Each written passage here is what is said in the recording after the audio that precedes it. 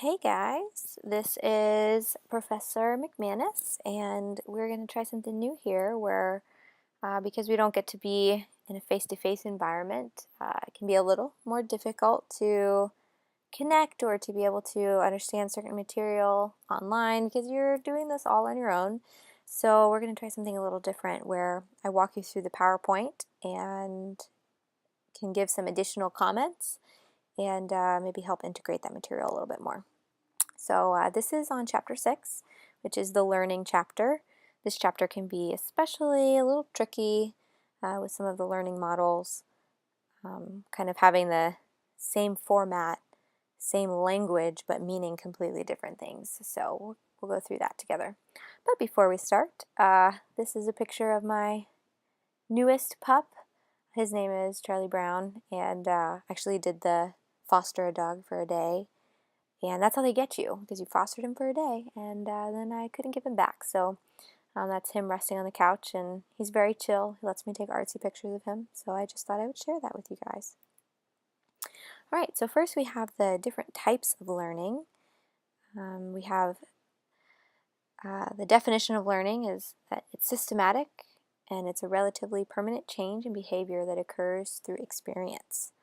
So it's all about having an experience and kind of changing your schema or the way that you relate to your environment because of what you experienced. And then from that, unconsciously, we kind of create a system for how we go through life based off of what we have experienced. And that is kind of the process of learning. And here we can have that nature versus nurture debate that has, been around for years and years and will continue to be around for years and years. And this basically is how do we learn things? How do we become who we are? Is it nature by biology, or is it nurture by our environment? So you guys can get into that a little bit more. I think that'll be part of one of your discussions. Behaviorism is learning that focuses solely on behavior.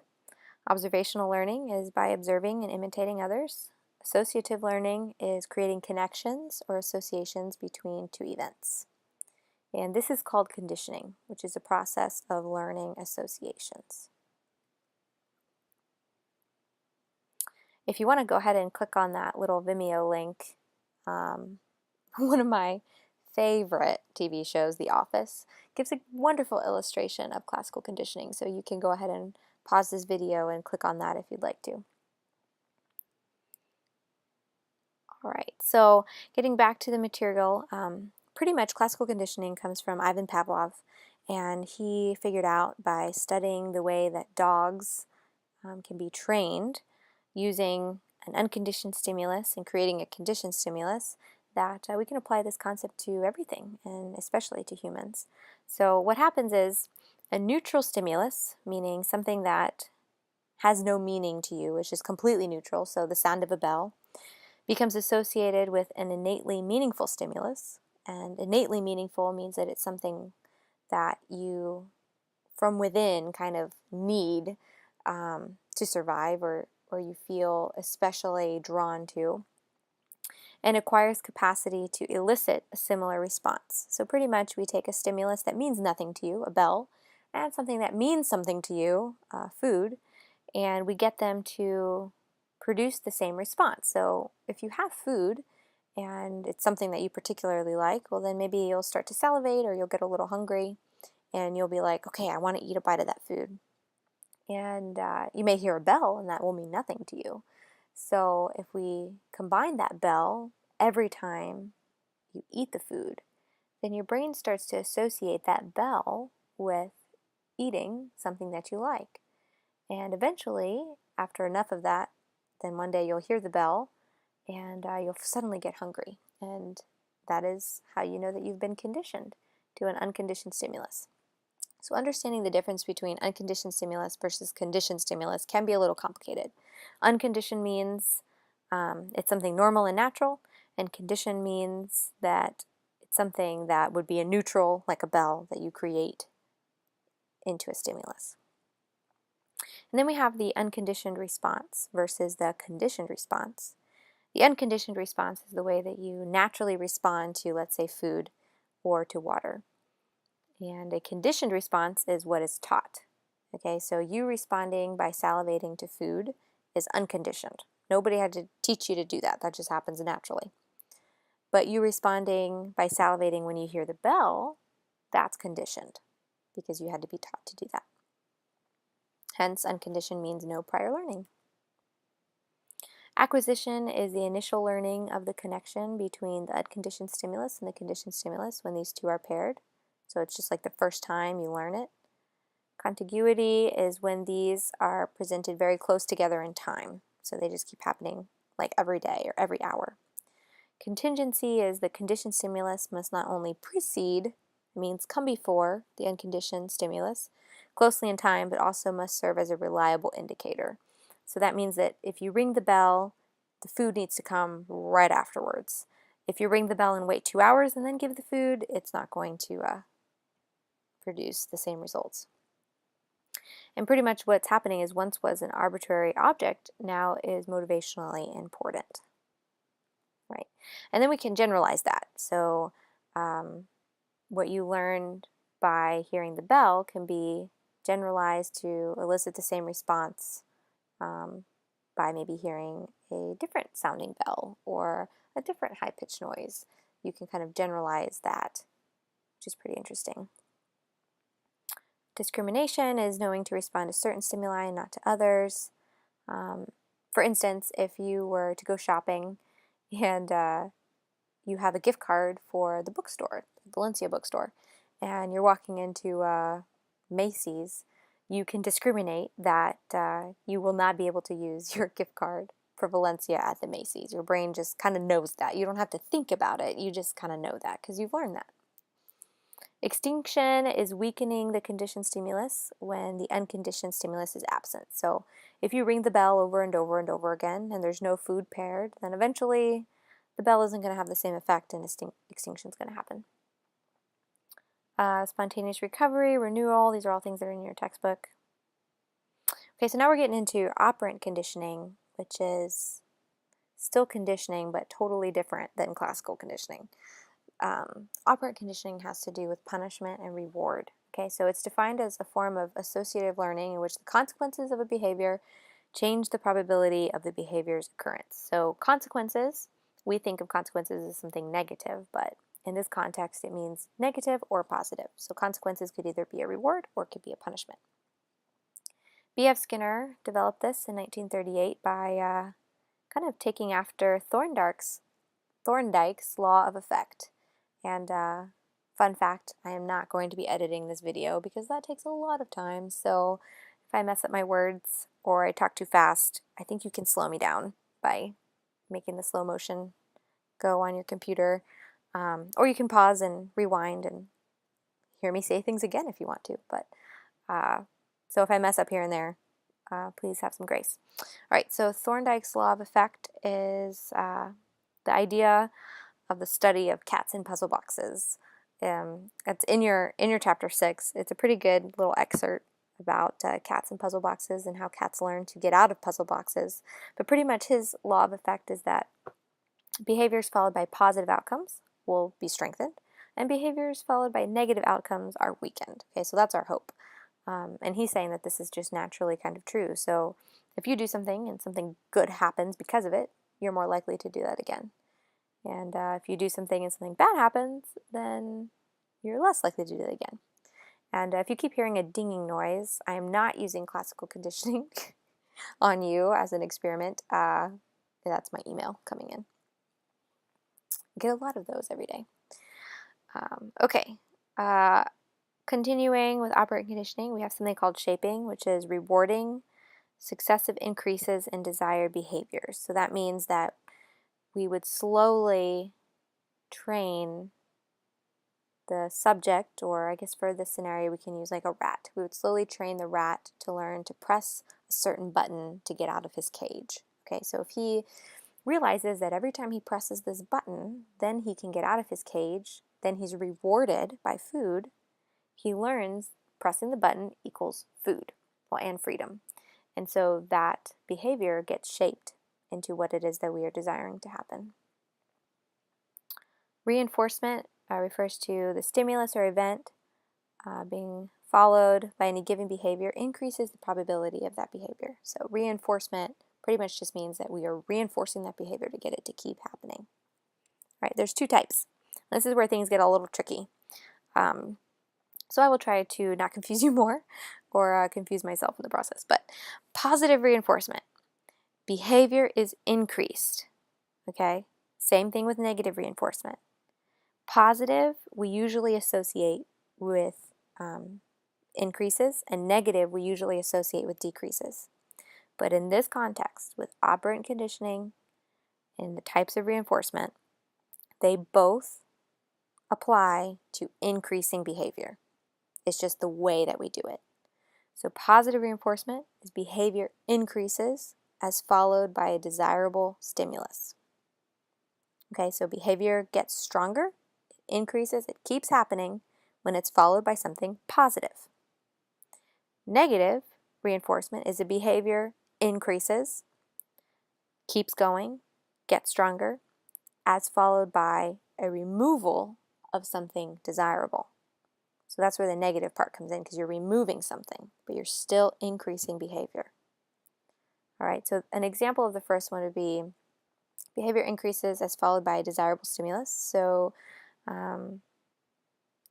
you ask somebody out on a date, and it ends up going really well, and you get a positive response. They don't call you crazy or anything, and so you keep asking them out on a date or somebody else out on a date.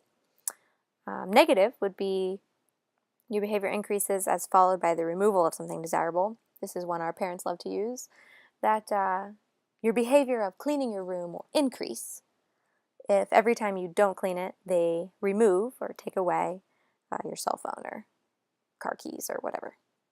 Okay? All right, moving along to the concept of learned helplessness, which is actually pretty sad because so many of us actually struggle with this, and I myself, you guys read my little bio section, I'm a mental health therapist, so I get to see a lot of this in clients, and as humans, we do kind of learn to experience this sometimes. But learned helplessness is when an organism learned that it has no control over negative outcomes, okay, which can lead to the inability to learn to avoid negative things. So that pretty much is the belief system that if something good happens to me, it had nothing to do with me. If something good happens to me, it was luck. If something bad happens to me, then it's because I've learned that bad things happen to me, and I have no control over them. And so I may stop trying to have control over them. So for instance, there was a study done a long time ago, which is super sad, and now we have lots of laws to protect ethical guidelines in psychology research, but there was a study done where if a dog is in a cage and you shock the dog will try to, bite you or growl at you or bark or try to get out of the cage. But if you just continue to shock him over and over and over again, he stops fighting. He learns that he has no control over the negative outcome, and so he just lets it happen to him, which is so, so sad. But we do that as humans too. If something bad happens to us and it happens over and over and over again, think about like domestic violence. We kind of learn that maybe we have no control over the outcome, even though it's not true. That's not true. But we start to believe that. All right, we have types of reinforcers. Primary reinforcers are innately satisfying and does not take any learning. Primary, like hunger, thirst, that kind of thing. Secondary reinforcers gain value through experience. So they're learned or conditioned.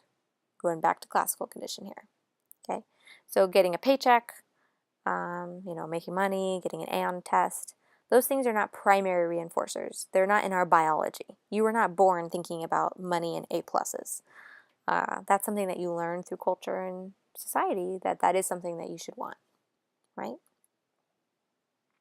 And then we have generalization, discrimination, extinction, all that for operant conditioning too, so make sure you take a look at that, because it's the same terms that's used for operant conditioning as it is for classical conditioning.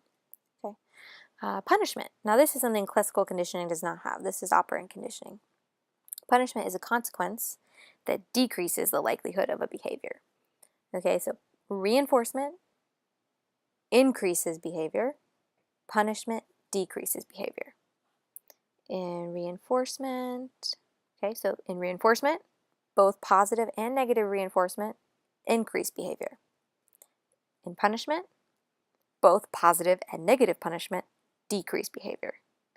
I know that that's tricky. I still get stumped sometimes. I know that it's tricky, but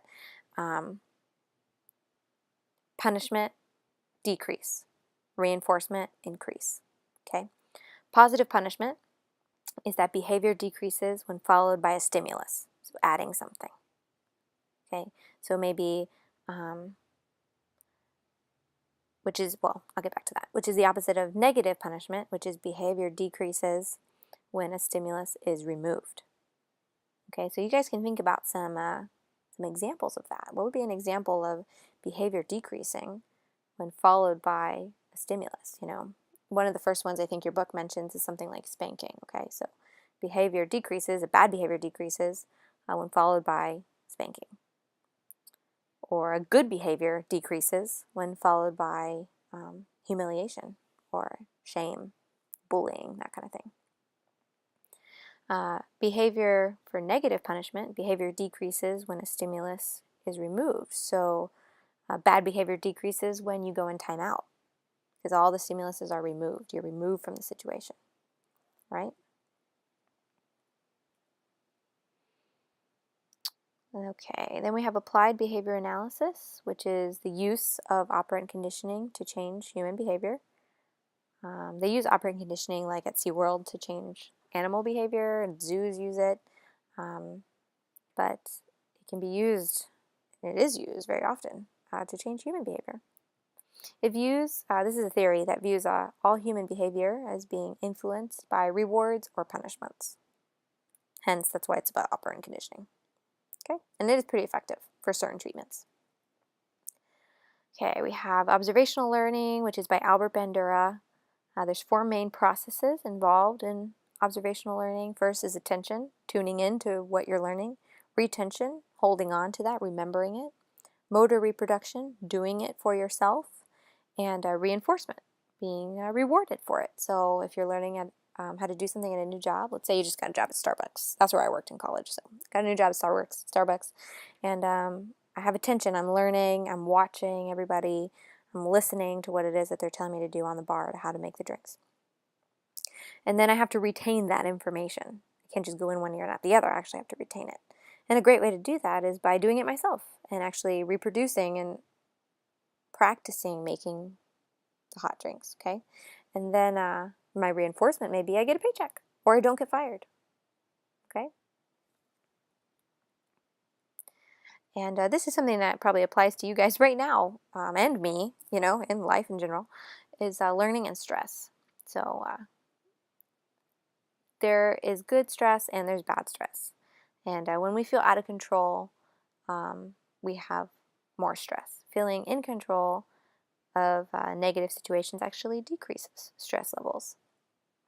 And for everybody, that looks a little different. So for some people, feeling in control of a stressful situation may be being able to make a list or highlight your calendar or do that kind of thing, right? Improvement, perception is everything. So how you see your stress and how you see your ability to improve or to move forward makes everything, okay?